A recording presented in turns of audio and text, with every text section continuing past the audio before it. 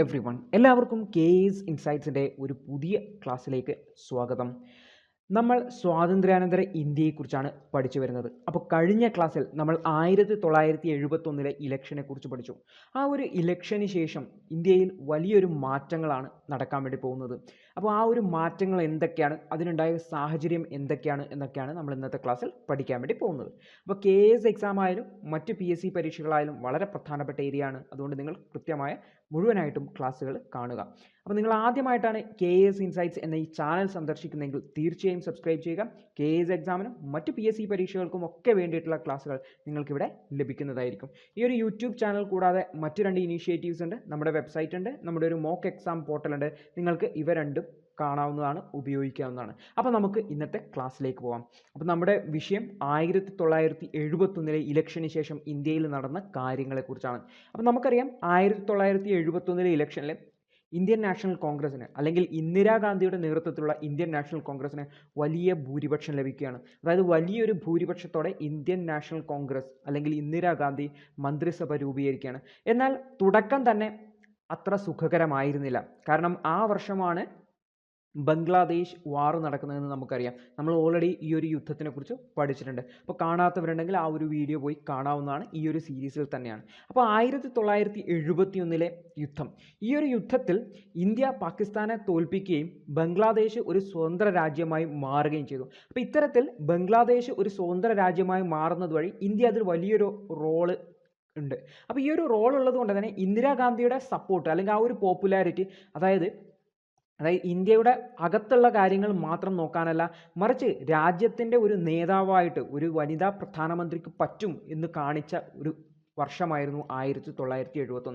അതുകൊണ്ട് തന്നെ ഇന്ദിരാഗാന്ധിക്കുള്ള സപ്പോർട്ട് കുറച്ചുകൂടി വർദ്ധിക്കുകയാണ് ചെയ്തത്. അതായത് ഇന്ത്യയിലെ ഓപ്പോസിഷൻ, അതായത് പ്രതിപക്ഷം പോലും ഇന്ദിരാഗാന്ധിയെ പുകഴ്ത്തുന്ന ഒരു സാഹചര്യമാണ് ഈ ഒരു 1971 യുദ്ധത്തിൻ്റെ സമയത്ത് ഉണ്ടായിരുന്നത്. അപ്പോൾ നമ്മളിനി നോക്കാൻ വേണ്ടി പോകുന്നത് ഈ അടുത്ത വർഷം 1972 സംസ്ഥാനങ്ങളുടെ ഇലക്ഷൻ നടന്നിട്ടുണ്ടായിരുന്നു. സംസ്ഥാന അസംബ്ലിയിലേക്കുള്ള ഇലക്ഷൻ നടന്നിട്ടുണ്ടായിരുന്നു. ഇത്തരത്തിൽ ഈ ഒരു സംസ്ഥാന അസംബ്ലിയിലേക്ക് നടന്ന ഇലക്ഷനിൽ ഇന്ദിരാഗാന്ധിയുടെ സപ്പോർട്ട് ഓൾറെഡി കൂടിയെന്ന് നമ്മൾ പറഞ്ഞു. അപ്പോൾ ഈ ഒരു സപ്പോർട്ട് ആ ഒരു സംസ്ഥാനങ്ങളിലേക്ക് നടന്ന ഇലക്ഷനിലും പ്രതിഫലിച്ചു. കോൺഗ്രസ് ഏകദേശം എല്ലാ സംസ്ഥാനങ്ങളിലും വിജയിക്കുന്ന ഒരു സാഹചര്യമാണ്. അപ്പം ഇന്ത്യയിൽ മൊത്തം നോക്കിക്കഴിഞ്ഞാൽ ലോകസഭയിൽ കോൺഗ്രസിന് മൃഗീയമായ ഭൂരിപക്ഷമുണ്ട്. അതുപോലെ തന്നെ ഓരോ സംസ്ഥാനങ്ങളിലും കോൺഗ്രസിന് വലിയ ഭൂരിപക്ഷമുള്ള ഒരു സാഹചര്യമാണ് ഇപ്പോൾ നിലവിൽ വന്നിരിക്കുന്നത്. അതായത് ഇന്ദിരാഗാന്ധിക്ക് വലിയൊരു അധികാരം ഇന്ത്യയിൽ ലഭിച്ചു. കാരണം സംസ്ഥാനങ്ങളിലും വലിയ പവറുണ്ട്, സെൻട്രൽ ഗവൺമെൻറ്റും വലിയ പവറുണ്ട്. എന്താണ് ഇത്തരത്തിലൊരു ഭൂരിപക്ഷം ലഭിക്കുന്നതുകൊണ്ടുള്ള ഗുണം എന്ന് ചോദിച്ചു കഴിഞ്ഞാൽ ഭരണഘടനയിൽ മാറ്റം വരുത്താൻ വളരെ എളുപ്പമാണ് എന്നുള്ളതാണ്. അപ്പോൾ ഇത്തരത്തിൽ ഈ ഒരു കാലഘട്ടത്തിൽ 1973 മുതൽ 76 വരെയുള്ള കാലഘട്ടത്തിൽ ഭരണഘടനയിൽ പലതരം മാറ്റങ്ങൾ വരികയാണ്, പല അമെൻമെൻറ്റുകൾ വരുന്ന ഒരു സാഹചര്യമുള്ളത്. കാരണം ഇതിനുള്ള സപ്പോർട്ട് കിട്ടുന്നത് ഈ ഒരു സംസ്ഥാനങ്ങളിലും ലോകസഭയിലുമുള്ള സപ്പോർട്ടാണ്. അപ്പോൾ നമുക്ക് ഓരോ കാര്യങ്ങളായിട്ട് എടുത്ത് പരിശോധിക്കാവുന്നതാണ്. അപ്പോൾ നമ്മൾ ഓൾറെഡി പറഞ്ഞു, അതായത് കോൺഗ്രസിൻ്റെ ഒരു റിവൈവലായിരുന്നു അല്ലെങ്കിൽ കോൺഗ്രസിൻ്റെ ഒരു തിരിച്ചുവരവായിരുന്നു 1971 ഇലക്ഷൻ എന്ന് പറയുന്നത്. കാരണം അതിനു മുൻപേയുള്ള 67 ഇലക്ഷനിൽ കോൺഗ്രസിന് വളരെ കുറഞ്ഞ സീറ്റുകൾ മാത്രമേ കിട്ടിയുള്ളൂ. പക്ഷേ 71 ഇലക്ഷനിൽ ഇന്ദിരാഗാന്ധിയുടെ നേതൃത്വത്തിൽ കോൺഗ്രസ് ഏറ്റവും കൂടുതൽ സീറ്റുകളുമായിട്ട് തിരിച്ചു വരികയാണ് ചെയ്തത്. പക്ഷേ ഈ ഒരു കോൺഗ്രസും മുൻപേയുള്ള ഇന്ത്യൻ നാഷണൽ കോൺഗ്രസും തമ്മിൽ എന്തെങ്കിലും ഒരു വ്യത്യാസം ഉണ്ടോ? അതാണ് നമ്മൾ ആദ്യം പരിശോധിക്കാൻ വേണ്ടി പോകുന്നത്. നോക്കിക്കഴിഞ്ഞാൽ മുൻപേയുള്ള കോൺഗ്രസ് എന്ന് പറഞ്ഞു കഴിഞ്ഞാൽ പല നേതാക്കൾ കൂടിച്ചേർന്നിട്ടുള്ള ഒരു കോൺഗ്രസ്സാണ്. അതായത് കോൺഗ്രസ് എന്ന് പറഞ്ഞാൽ ഒരു പ്രത്യേക നേതാവായിരുന്നില്ല. ജവഹർലാൽ നെഹ്റു മാത്രമായിരുന്നില്ല കോൺഗ്രസ് എന്ന് പറയുന്നത്. ജവഹർലാൽ നെഹ്റുവിൻ്റെ കൂടെയുള്ള പല നേതാക്കന്മാർ, മറ്റുള്ള മുതിർന്ന നേതാക്കന്മാർക്കും ഒരു വോയിസ് അല്ലെങ്കിൽ ഒരു ശബ്ദം കോൺഗ്രസിനകത്തുണ്ടായിരുന്നു.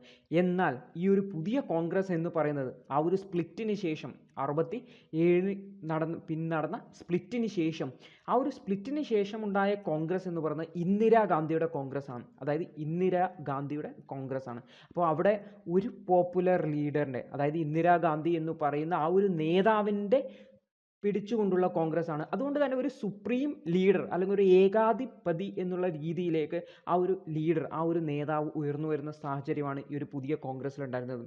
അതുകൊണ്ട് തന്നെ കോൺഗ്രസ്സിലെ മറ്റു നേതാക്കന്മാർ, അത്തരത്തിലുള്ള ശക്തരായ നേതാക്കന്മാരില്ലാത്തതുകൊണ്ട് തന്നെ ഒരു വീക്ക് ഓർഗനൈസേഷണൽ സ്ട്രക്ചറായിരുന്നു. അതായത് ഒരു വീക്ക് സ്ട്രക്ചറായിരുന്നു കോൺഗ്രസ്സിന് ഉണ്ടായിരുന്നത്. മുൻപത്തെ കോൺഗ്രസ്സിൽ നിന്നും ഒരുപാട് വ്യത്യാസമുണ്ട്. ഞാൻ ഓൾറെഡി പറഞ്ഞതുപോലെ തന്നെ മുൻപേയുള്ള കോൺഗ്രസ് എന്ന് പറഞ്ഞു കഴിഞ്ഞാൽ ഒരുപാട് അഭിപ്രായങ്ങളുള്ള, ഒരുപാട് നേതാക്കന്മാരുള്ള ഒരു കൂട്ടമാണ്. എന്നാൽ പുതിയ കോൺഗ്രസ് എന്ന് പറഞ്ഞു കഴിഞ്ഞാൽ വളരെ നാരോ ആണ്. ഇന്ദിരാഗാന്ധിയാണ് എല്ലാം എന്നുള്ള ഒരു കോൺഗ്രസ് ആണ്. അതുകൊണ്ട് തന്നെ കോൺഗ്രസിനകത്ത് ഒറ്റ അഭിപ്രായം മാത്രമേ ഉണ്ടായിരുന്നുള്ളൂ.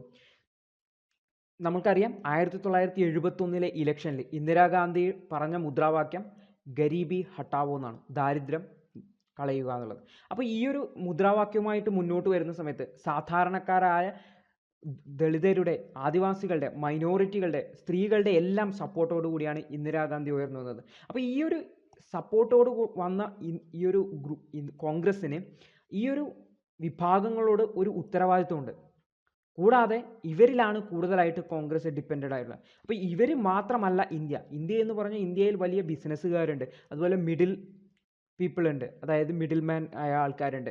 അതായത് ഇത് കൂടാതെയാണ് താഴെയുള്ള ആൾക്കാരുള്ളത്. അപ്പോൾ ഈ ഒരു 3 വിഭാഗത്തിനെയും സപ്പോർട്ട് കോൺഗ്രസ്സിനുണ്ടോ എന്ന് ചോദിച്ചാൽ കൃത്യമായിട്ട് ഇല്ല. കോൺഗ്രസ് ആ ഒരു ബിസിനസ് ക്ലാസ്സിനെ അല്ലെങ്കിൽ നമ്മുടെ ഒരു മിഡിൽ ക്ലാസ്സിനെ ഒഴിവാക്കിയിട്ട് ഈ ഒരു സാധാരണക്കാരുടെ സപ്പോർട്ടുമായിട്ടാണ് ഉയർന്നു വന്നിരിക്കുന്നത്. അപ്പോൾ കോൺഗ്രസിൻ്റെ സപ്പോർട്ട് പ്രധാനമായിട്ടും ഈ ഒരു സാധാരണക്കാരാണെന്ന് ഓർത്തുക്കാം. അപ്പോൾ ശരിക്കും നോക്കിക്കഴിഞ്ഞാൽ കോൺഗ്രസിനെ ഇന്ദിരാഗാന്ധി റിവൈവ് ചെയ്തെടുത്തു, പുതുക്കിയെടുത്തു. പക്ഷേ കോൺഗ്രസിൻ്റെ പഴയ സ്വഭാവം ഇപ്പോൾ മാറിയിരിക്കുകയാണ്.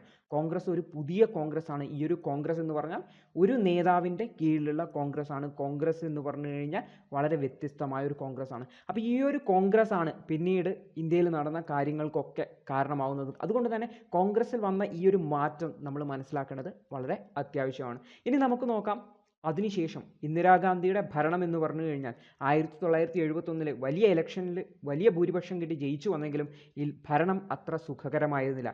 എന്താണ് ആ ഒരു പ്രശ്നങ്ങൾ എന്ന് നമുക്ക് പഠിക്കാം. ഒന്നാമത്തെ കണ്ടീഷൻ 1971 യുദ്ധം തന്നെ. യുദ്ധം കഴിഞ്ഞ ഉടനെ തന്നെ നമ്മുടെ രാജ്യത്തിൻ്റെ സമ്പത്ത്, കുറേ സമ്പത്തൊക്കെ നമ്മൾ എവിടെ ഉപയോഗിക്കേണ്ടി വന്നു? യുദ്ധത്തിൽ ഉപയോഗിക്കേണ്ടതായിട്ട് വന്നു, ആയുധങ്ങൾ വാങ്ങേണ്ടതായിട്ട് വന്നു. അതുകൊണ്ട് തന്നെ സാമൂഹികവും സാമ്പത്തികവുമായ ഒരു സാഹചര്യം വളരെ മോശമായിരുന്നു ഈ 71-72 കാലഘട്ടത്തിൽ. ബംഗ്ലാദേശ് യുദ്ധത്തിൻ്റെ സമയത്ത് നമ്മൾ പഠിച്ചിട്ടുണ്ട്, ഒരുപാട് ബംഗ്ലാദേശികൾ ഇന്ത്യയിലേക്ക് കടന്നു വന്നിട്ടുണ്ട്. അത് ഇന്ത്യയുടെ സമ്പദ് വ്യവസ്ഥയെ തന്നെ അഫക്റ്റ് ചെയ്യുന്നു. ഒന്ന് യുദ്ധത്തിൽ നമ്മൾ ഡിഫൻസിലേക്ക് അല്ലെങ്കിൽ പ്രതിരോധത്തിലേക്ക് കൂടുതൽ ശ്രദ്ധ ചെലുത്തേണ്ടി വന്നു, കൂടുതൽ ഫണ്ട് ഉപയോഗിക്കേണ്ടി വന്നു. രണ്ടാമത്തത് ഈ ഒരു റെഫ്യൂജീസ് അല്ലെങ്കിൽ അഭയാർത്ഥികളുടെ പ്രവാഹം ഇന്ത്യയുടെ സമ്പദ് വ്യവസ്ഥയെ വളരെയധികം ബാധിക്കുകയും ചെയ്തു. നമുക്കറിയാം യുദ്ധത്തിൽ ഇന്ത്യക്ക് സപ്പോർട്ട് നൽകിയത് സോവിയറ്റ് യൂണിയനാണ്. മറുഭാഗത്തുണ്ടായിരുന്നത് പാകിസ്ഥാനും ചൈനയും അമേരിക്കയുമായിരുന്നു. എന്നാൽ അതുവരെ അമേരിക്കയിൽ നിന്ന് പല എയ്ഡുകളും പല സപ്പോർട്ടുകളും, സാമ്പത്തികമായ പല സപ്പോർട്ടുകളും ഇന്ത്യക്ക് ലഭിച്ചുകൊണ്ടിരുന്നു.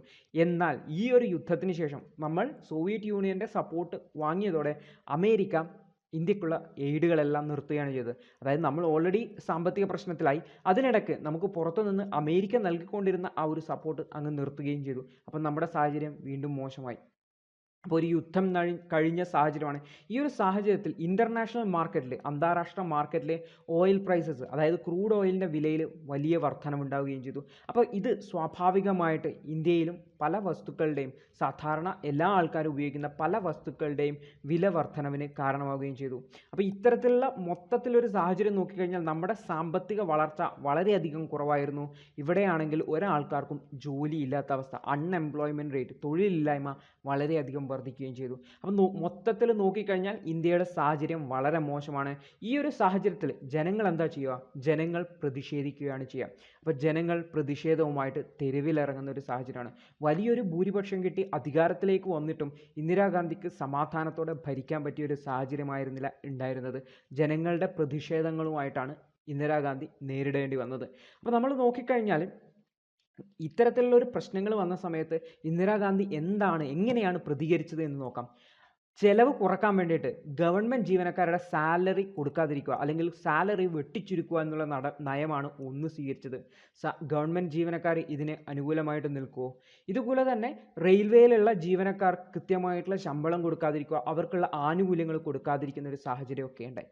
ഇതുകൂടാതെ ഇതിൻ്റെ കൂടെ തന്നെ ആ ഒരു സമയത്ത് 72-73 കാലഘട്ടത്തിലെ മൺസൂൺ അല്ലെങ്കിൽ നമ്മുടെ മഴ വളരെയധികം കുറയുകയും ചെയ്തു. ഇത് നമ്മുടെ രാജ്യത്ത് അഗ്രികൾച്ചറൽ പ്രൊഡക്ഷൻ, അതായത് കാർഷിക ഉൽപ്പന്നങ്ങളുടെ അളവ് കുറയുന്നതിന് കാരണമായി ഇത് വീണ്ടും ഇന്ത്യയിൽ ഫുഡ് ഗ്രെയിൻ, ഭക്ഷ്യധാന്യങ്ങളുടെ ഷോർട്ടേജിന് കുറയുന്നതിന് കാരണമാവുകയും ചെയ്തു. അത് ഏകദേശം 8% കുറയുകയും ചെയ്തു. അപ്പോൾ മൊത്തത്തിൽ നോക്കിക്കഴിഞ്ഞാൽ ഇന്ദിരാഗാന്ധി ഗവൺമെൻറ് വളരെ മോശം കാലഘട്ടമായിരുന്നു ഇത് എന്നോർത്തണം. അപ്പോൾ ഈ ഒരു സാഹചര്യത്തിൽ കോൺഗ്രസിനെതിരായിട്ട് ഓപ്പോസിഷൻ പാർട്ടീസ് വലിയ റാലികളും പ്രതിഷേധങ്ങളും ഒക്കെ ഉയർത്തിക്കൊണ്ടുവരികയാണ് ചെയ്തത്. അപ്പം ഞാൻ ഓൾറെഡി പറഞ്ഞു, റെയിൽവേയിലും വലിയ പ്രശ്നങ്ങളുണ്ട്. ഇതിൻ്റെ ഭാഗമായിട്ട് 1974 റെയിൽവേയിലെ ജീവനക്കാർ വലിയൊരു സ്ട്രൈക്ക്, ഒരു സമരം നടത്തുകയാണ്. 21 ദിവസത്തേക്ക് ഇന്ത്യയിൽ റെയിൽവേ ഓടിയില്ല. അപ്പം നിങ്ങൾക്കറിയാം, റെയിൽവേ അല്ലെങ്കിൽ നമ്മുടെ തീവണ്ടികൾ ഓടാതിരുന്നു കഴിഞ്ഞാൽ നമ്മുടെ രാജ്യത്തിൻ്റെ അവസ്ഥ, രാജ്യത്തിൻ്റെ പല ഭാഗത്തേക്കുള്ള ചരക്കുകൾ എത്തിക്കുന്നത് ഈ ഒരു റെയിൽവേയിലാണ്. ആൾക്കാർ സഞ്ചരിക്കുന്നത് പോയിക്കോട്ടെ.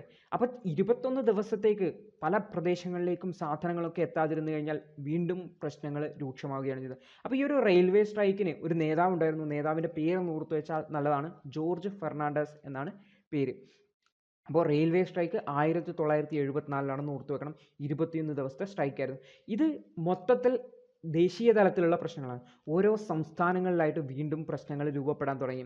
അതായത് ഗുജറാത്തിൽ ആദ്യത്തെ പ്രശ്നം നമുക്ക് പറയാം. ഗുജറാത്തിൽ ജാനുവരി 1974 ഗുജറാത്തിലെ വിദ്യാർത്ഥികൾ ഈ ഒരു പ്രശ്നങ്ങളുടെ എല്ലാം പിൻബലമായിട്ട് ഇതിനെതിരെ പ്രതിഷേധിക്കാൻ വേണ്ടി തുടങ്ങി. അതായത് സംസ്ഥാനത്തുള്ള കോൺഗ്രസ് ഭരണത്തിനെതിരെയായിരുന്നു പ്രതിഷേധം. അതിൻ്റെ ഭാഗമായിട്ട്, ഇവരുടെ പ്രതിഷേധത്തിൻ്റെ ഭാഗമായിട്ട് പിന്നീട് അവിടെ അസംബ്ലി ഇലക്ഷൻ നടത്തേണ്ടതായിട്ട് വരികയാണ്. ഇത്തരത്തിൽ 1975 ജൂണിൽ അസംബ്ലി ഇലക്ഷൻ നടക്കുന്ന സമയത്ത് കോൺഗ്രസ് തോൽക്കുകയാണ് ചെയ്തത്. നമ്മൾ ഓൾറെഡി കണ്ടു, 1971 ശേഷം തൊട്ടടുത്ത് നടന്ന ഇലക്ഷനിൽ കോൺഗ്രസിന് വലിയ സപ്പോർട്ടാണ് കിട്ടിയത്. എന്നാൽ ഇപ്പോൾ 75 കോൺഗ്രസിൻ്റെ ആ ഒരു സപ്പോർട്ട് ഇല്ലാതായി. കാരണം ഇത്തരം ഒരു സാഹചര്യത്തിൽ കൂടിയാണ് നമ്മുടെ രാജ്യം കടന്നുപോയിക്കൊണ്ടിരിക്കുന്നത്. എന്നാൽ നമ്മുടെ പ്രധാനമന്ത്രി, അന്നത്തെ ഭരണകൂടം ഈ ഒരു പ്രശ്നങ്ങളെയൊക്കെ സൗമ്യതയോടെയല്ല പരിഗണിച്ചത്, മറിച്ച് അതിനെയൊക്കെ അടിച്ചമർത്തുക എന്നുള്ള രീതിയായിരുന്നു പ്രയോഗിച്ചിരുന്നത്. അപ്പോൾ ഗുജറാത്തിൽ ഇത്തരത്തിലുള്ളൊരു പ്രശ്നം നമ്മൾ കണ്ടു. ജാനുവരിയിൽ 1974 നടന്ന ഒരു ഇഷ്യൂ കണ്ടു, അജിറ്റേഷൻ കണ്ടു. അതുപോലെ തന്നെ ബീഹാറിലെ വിദ്യാർത്ഥികളും ഇതുപോലെ പ്രൊട്ടസ്റ്റുകളുമായിട്ട് വന്നു. 1974 മാർച്ചിൽ ബീഹാറിലെ സ്റ്റുഡൻസും ഇതുപോലെ പ്രൊട്ടസ്റ്റുമായിട്ട് വന്നു. അവർ ജയപ്രകാശ് നാരായണൻ എന്ന് പറയുന്ന ലീഡറിനെ, അദ്ദേഹത്തിൻ്റെ രാഷ്ട്രീയ പ്രവർത്തനമൊക്കെ നിർത്തി സൈഡായിട്ട് വിശ്രമ ജീവിതം നയിക്കുകയായിരുന്നു. സാമൂഹിക പ്രവർത്തനമൊക്കെ നിർത്തിയിട്ട് അദ്ദേഹത്തെ വീണ്ടും സമരം നയിക്കുന്നതിന് വേണ്ടിയിട്ട് കൊണ്ടുവരികയും അദ്ദേഹം ഈ ഒരു സമരം ഏറ്റെടുക്കുകയും ചെയ്തു, ജയപ്രകാശ് നാരായണൻ. അപ്പോൾ 1975 ജയപ്രകാശ് നാരായണൻ സമരം ബീഹാറിൽ നയിക്കുകയും അതിനുശേഷം അതിനെ ദേശീയ തലത്തിലേക്ക് കൊണ്ടുവരുന്നതിന് വേണ്ടിയിട്ട് പാർലമെൻറ്റിലേക്ക് ഒരു മാർച്ച് നടത്തുന്നതിന് വേണ്ടി തീരുമാനിക്കുകയും ചെയ്തു. അപ്പോൾ നമ്മൾ മൊത്തത്തിൽ നോക്കിക്കഴിഞ്ഞാൽ ഗവൺമെൻറ്റിനെതിരെ വലിയ പ്രതിഷേധങ്ങൾ രാജ്യത്തിൻ്റെ വിവിധ ഭാഗങ്ങളിൽ നടക്കുന്ന ഒരു സാഹചര്യമാണ് നടക്കുന്നത്. ഇതിനിടയിലാണ് ഒരു കോടതി ഉത്തരവ് വരുന്നത്. കോടതി ഉത്തരവ് വരുന്നത് എന്താണെന്ന് വെച്ചാൽ, പ്രധാനമന്ത്രിയുടെ തിരഞ്ഞെടുപ്പ് അയോഗ്യരാക്കിയാണ്, അതായത് തിരഞ്ഞെടുപ്പ് ഇൻവാലിഡ് ആണെന്ന് പ്രഖ്യാപിക്കുകയും പ്രധാനമന്ത്രിയുടെ MP സ്ഥാനം നഷ്ടപ്പെടുന്ന സാഹചര്യമാണ് ഉണ്ടായത്. അപ്പോൾ ഈ ഒരു പ്രതിഷേധത്തിൻ്റെ ഇടയിൽ ഇത്തരത്തിലൊരു ഉത്തരവ് വന്നു കഴിഞ്ഞാൽ എന്തായിരിക്കും സാഹചര്യം എന്ന് നിങ്ങൾക്ക് ഊഹിക്കാവുന്നതേ ഉള്ളൂ. എല്ലാവരും പ്രധാനമന്ത്രിയുടെ രാജി ആവശ്യപ്പെട്ട് വലിയ പ്രതിഷേധങ്ങൾക്ക് കാരണമായി. എന്നാൽ ഇത് നയിച്ചത് ഇന്ത്യയിൽ ഒരു പുതിയ അവസ്ഥയിലേക്കാണ്.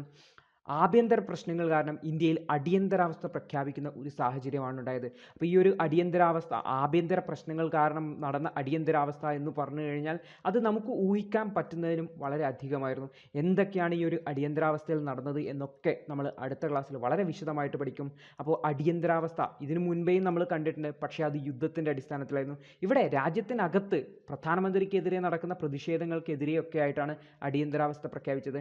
നമുക്ക് നോക്കാം ആ ഒരു അടിയന്തരാവസ്ഥയിൽ എന്തൊക്കെ കാര്യങ്ങളാണ് നടന്നതെന്ന് അടുത്ത ക്ലാസ്സിൽ. അപ്പോൾ ഈ ഒരു ക്ലാസ്സിൽ നമ്മൾ നോക്കിക്കഴിഞ്ഞാൽ 1971 ഇലക്ഷനെ കുറിച്ചാണ് പഠിച്ചത്. അതിനുശേഷം ഇന്ത്യയിലുണ്ടായിരുന്ന പ്രശ്നങ്ങളെക്കുറിച്ച് പഠിച്ചു. പുതിയൊരു കോൺഗ്രസ് ഡെവലപ്പ് ചെയ്തതാണെന്ന് പറഞ്ഞു, കാരണം കോൺഗ്രസിൻ്റെ രൂപം മാറി. അപ്പോൾ തുടക്കത്തിൽ വലിയ സപ്പോർട്ട് ഉണ്ടായിരുന്നു കോൺഗ്രസിന്, എന്നാൽ പിന്നീട് കോൺഗ്രസിന് ആ ഒരു സപ്പോർട്ട് നഷ്ടപ്പെടുന്ന സാഹചര്യമാണ് ഉണ്ടായത്. അതെങ്ങനെ നമുക്ക് മനസ്സിലായി? ഗുജറാത്ത് ഇലക്ഷനിലൂടെ മനസ്സിലായി. അപ്പോൾ ഇതിനിടയ്ക്ക് വലിയ പ്രൊട്ടസ്റ്റുകളുണ്ടായി, റെയിൽവേ സ്ട്രൈക്ക് ഉണ്ടായി 1971. അതിൻ്റെ ലീഡർ ജോർജ് ഫെർണാണ്ടസ് ആയിരുന്നു. ജയപ്രകാശ് നാരായണൻ്റെ നേതൃത്വത്തിൽ ബീഹാറിൽ വലിയ പ്രൊട്ടസ്റ്റുകളുണ്ടായി. അതിൻ്റെ ഭാഗമായിട്ട് പാർലമെൻറ്റിലേക്ക് ഒരു മാർച്ച് നടത്തുകയും ചെയ്തു. ഇതിനിടയിലാണ് ആ ഒരു ഹൈക്കോടതി ഉത്തരവ്, അലഹാബാദ് ഹൈക്കോടതിയുടെ ഉത്തരവ് വരുന്നത്. ആ ഒരു ഉത്തരവിനെക്കുറിച്ചും അതിനുശേഷം ഇന്ത്യയിൽ നടന്ന കാര്യങ്ങളെക്കുറിച്ചും ഒക്കെ നമുക്ക് അടുത്ത ക്ലാസ്സിൽ പഠിക്കാം. അപ്പോൾ ഞാൻ ഈ ഒരു ക്ലാസ് ഇവിടെ വൈൻഡപ്പ് ചെയ്യുകയാണ്. നിങ്ങൾക്ക് ഈ ഒരു ക്ലാസ്സിൽ പറഞ്ഞ കാര്യങ്ങളൊക്കെ മനസ്സിലായിട്ടുണ്ടാവുമെന്ന് വിചാരിക്കുന്നു. നമ്മുടെ രാജ്യത്തിൻ്റെ ആ ഒരു ചരിത്രം, സ്വാതന്ത്ര്യത്തിന് ശേഷമുള്ള ചരിത്രമാണ് നമ്മൾ പഠിച്ചു വരുന്നത്. അതെങ്ങനെയാണ് മാറി മാറി വരുന്നതെന്ന് നിങ്ങൾക്ക് കൃത്യമായിട്ട് മനസ്സിലായിട്ടുണ്ടാവുമെന്ന് വിചാരിക്കുന്നു. അപ്പോൾ ഈ ഒരു വീഡിയോ ഇഷ്ടപ്പെട്ടുവെങ്കിൽ തീർച്ചയായും ലൈക്ക് ചെയ്യുക, നിങ്ങളുടെ അഭിപ്രായം താഴെ കമൻറ്റ് ചെയ്യുക, നിങ്ങളുടെ സുഹൃത്തുക്കൾക്ക് വേണ്ടി ഇത് ഷെയർ കൂടി ചെയ്യുക. അപ്പോൾ നമുക്ക് അടുത്തൊരു ക്ലാസ്സിൽ കാണാം. അതുവരെ good bye, all the best.